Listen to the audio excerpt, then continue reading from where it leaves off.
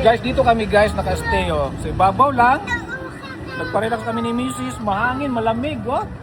Tapos yung anak namin, ayan siya oh, si JD. Inumin ng juice, kaya ng snack. Pakita ko sa inyo guys yung place ha. Ito yung tinitirahan namin. Ang ganda ng ambience dito guys. Ito ang ambience dito guys. Ayan mo, ang ganda no. Oh. Dito lang kami sa taas nakatira. Lahat ng ano gusto mo nandito na. Oh. Coffee shop, H&M.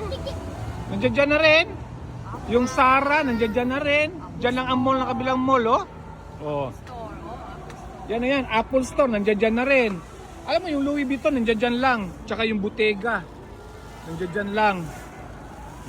Pero guys, magwa 1 month na kami rito. So, iba namang bahay ang titira namin. Dito naman na building. Diyan na naman kami lipat. Para maiba naman. Di ba? JD? Hi!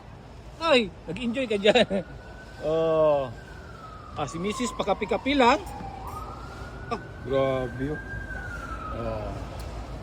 Yan.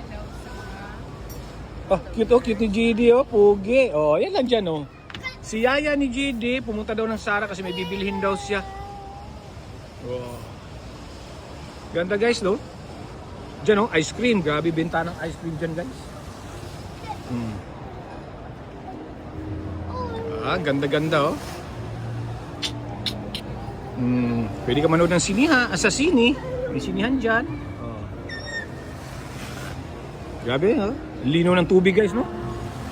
Biro mo na, alas 3 ng madaling araw, may na naglilinis na rito. Okay guys, thank you for watching. Uy, tulala na oh. Inom ng kape oh. JD, anong gawa mo dyan?